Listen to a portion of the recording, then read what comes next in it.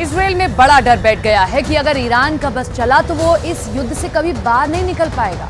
Iran ने अब एक ऐसी बड़ी तैयारी कर ली है जिसके आगे इजराइल और अमेरिका दोनों की फौज बुरी तरह हार सकती है। इजराइल में इसे ईरान का छुपा हुआ हमला कहा जा रहा है।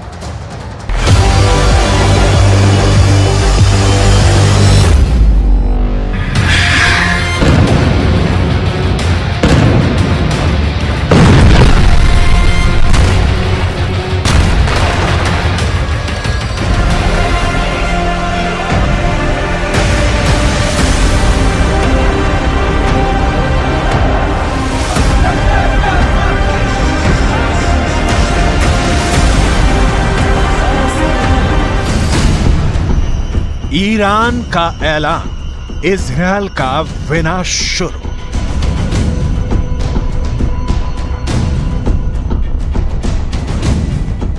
गाजा में भयंकर नरसंहार का बदला अब ईरान लेगा।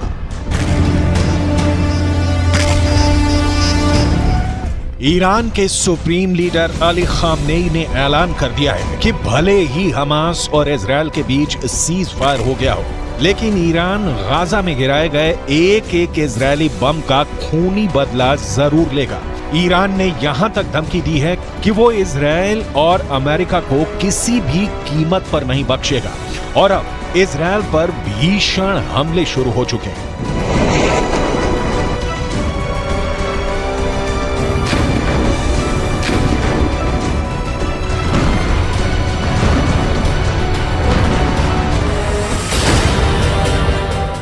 गाजा में एक एक बम का बदला लेगा ईरान। हम आपको आगे बताएंगे कि ईरान इजरायल पर किस तरह से घातक हमले शुरू कर रहा है और अभी ईरान हिजबुल्लाह हूथी के लड़ाकों के साथ मिलकर इजरायल पर किस तरह से हमले तेज कर रहा है। लेकिन उससे पहले ये जान लीजिए कि इजरायली सेना ने सीज फायर के दौरान पिछले 48 घंटे में गाजा और वेस्ट बैंक में कितनी भीषण तबाही मचाई है और हमास को कितना बड़ा नुकसान हुआ है।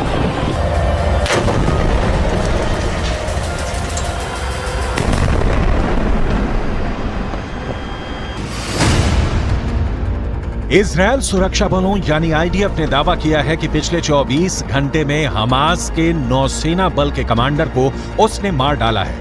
Commander Umar Abu Jallah Hamas की नौसेना बल में एक सीनियर कमांडर था। कमांडर उमर अबू जल्लाह को इजरायली सेना ने हवाई हमले में मारा है। अब तक हमास के 70 से ज्यादा कमांडर मारे जा चुके हैं। कमांडर उमर अबू जल्लाह से पहले दक्षिणी खान यूनुस बटालियन के कमांडर बिलाल अल कीदरा मारा गया था, जबकि उससे पहले कमांडर अयमन नोफेल और मेजर जनरल जियाद मोहिसेन भी मारे जा चुके हैं। जबकि हमास कमांडर मुराद अबू मुराद, अली कादी और मोहम्मद कटमश को भी आईडीएफ मार चुकी है।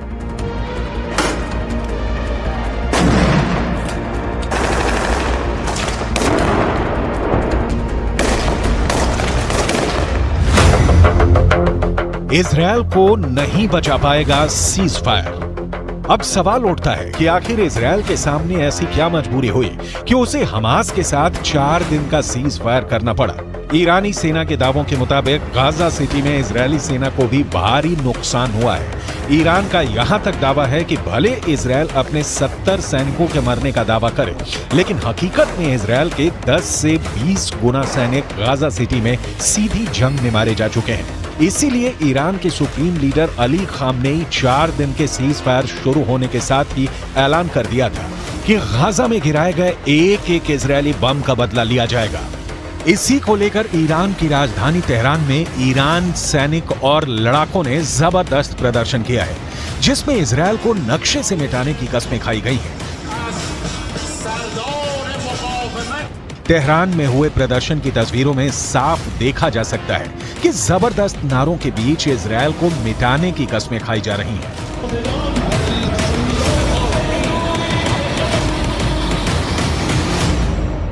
در نجات مردم فلسطین اقدام تعیین کننده‌ای را انجام دهد بر ناامیدی ملت‌ها از دولت‌ها و بی‌تابی آنها در دفاع از فلسطین افزوده می‌شود. ईरान का ऐलान, इजरायल का विनाश शुरू। पश्चिमी मीडिया के मुताबिक नेतन्याहू के लाख चेतावनी देने के बावजूद ईरान बंकरों में छिपे अपने घातक हथियारों से इजरायल पर बड़े हमले की तैयारी कर चुका है। एक अनुमान के मुताबिक इजरायल पर हमला करने के लिए ईरान ने शाहिद सीरीज के आत्मघाती ड्रोन तैयार कर चुका है। इसके अलावा मुहाजिर 10 अराश 2 ड्रोन भी ईरान के बेहद घातक हथियार हैं जो इजरायली शहरों को तबाह कर सकते हैं।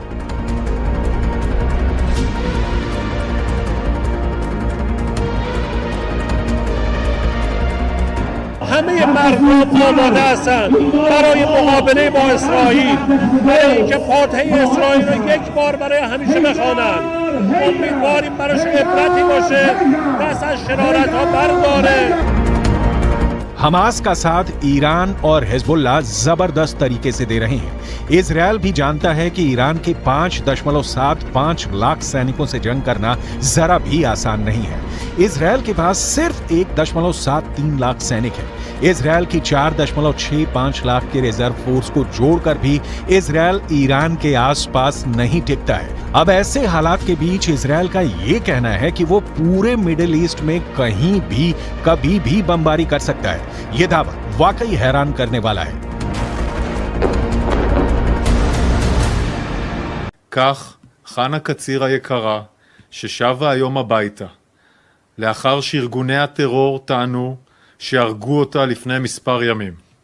לכן, יש להסתמך על דיווחים של גורמים רשמיים בלבד. בעזה, בשעות הבוקר, כוחות צה"ל נערכו בקווי ההפוגה בשטח רצועת עזה. המפקדים תודרכו והכינו את הכוחות להתנהלות במהלך ההפוגה. ביטחון הלוחמים שלנו लेकिन ये भी सच है कि गाजा पट्टी को 60% तक इजरायल तबाह कर चुका है। इधर 1.5 महीने से ज्यादा की जंग में लगभग 15,000 से ज्यादा लोग गाजा में मारे जा चुके हैं। लगभग 3,000 लोग अभी भी कब्रिस्तान बन चुके उत्तरी गाजा की इमारतों में दफन हैं। लगभग 50 दिन की जंग में इजरायली वायुसेना ने 35,000 से ज्यादा बम उत्तरी गाजा, दक्षिणी गाजा और वेस्ट बैंक पर बरसाए हैं। 70 से ज्यादा हमास के कमांडर मारे जा चुके हैं। इजरायली फोर्स ने हमास के इस्लामिक जिहाद परिषद के मुख्यालय, कमांड सेंटर, सैन्य परिसर, दर्जनों launcher pad, anti tank post और वॉच टावर को मलबे में बदल दिया। इस दौरान फिलिस्तीनी इस्लामिक जिहाद आतंकवादी संगठन के सैन्य मुख्यालय को भी नष्ट कर दिया गया। इसके अलावा आईडीएफ ने हमास के कई बुनियादी ढांचे को भी बर्बाद कर दिया। इधर हमास के टॉप कमांडर इस्माइल हानिया ईरान के साथ मिलकर इजरायल से लंबे युद्ध की जबरदस्त तैयारी कर रहे हैं। जरा इन तस्वीरों को देखिए। हमास के नेता और टॉप कमांडर इस्माइल हानिया ईरान के विदेश मंत्री हुसैन अमीर अब्दुल्लाहियान के बीच एक जबरदस्त मीटिंग हो चुकी है। दावा किया जा रहा है कि कतर की राजधानी दोहा में हुई इस मीटिंग में ईरान ने हमास की लीडरशिप को साफ कर दिया है कि ईरान इजरायल के खिलाफ जंग में उतर चुका है। अब ईरान की बेतहाशा सैन्य ताकत हमास की ताकत बन गई है। यानी गाजा में इजरायल को सिर्फ हमास से नहीं बल्कि ईरान की सेना, लेबनान के हिजबुल्लाह लड़ाकों और हमास के सुरंग जिहादियों से जंग करनी पड़ेगी। אני כבר רואה את האזרחים של עזה הולכים עם דגלים לבנים לאורך החוף ונעים דרומה. וחיזבאללה גורר את לבנון למלחמה שעלולה לקרות. והוא עושה טעויות. אם הוא יעשה טעויות מהסוג הזה כאן, गाजा में एक एक बम का बदला लेगा ईरान। लेकिन वहीं दूसरी तरफ इजरायली सेना के हौसले 7वें आसमान पर पहुंच गए हैं। जरा देखिए कैसे। इजरायल की एयरफोर्स के चीफ मेजर जनरल टोमेर बार ने एक टीवी चैनल पर ऐलान किया कि जरूरत पड़ने पर पूरे मिडिल ईस्ट में कहीं भी बम गिराए जा सकते हैं। इजरायली वायुसेना प्रमुख की ओर से आए इस बयान को खास तौर से ईरान और हिजबुल्लाह के लिए चेतावनी की तरह देखा जा रहा है। इजरायल की वायुसेना चीफ ने कहा है कि हम हमास पर चौतरफा हमले कर रहे हैं, उसको जमीन पर और जमीन के नीचे मार रहे हैं। हमारे जवानों ने हजारों आतंकवादियों और उनके ठिकानों पर हमला किया है। हमने हमास को खत्म करने की कसम खाई है और हम उनको चुन चुन कर खत्म करेंगे। हमास के किसी भी ठिकाने और मददगार को नहीं छोड़ा जाएगा। इजरायल की वायुसेना पूरे मध्य पूर्व में जहां भी जरूरत होगी वहां कार्रवाई के लिए पूरी तरह से तैयार है।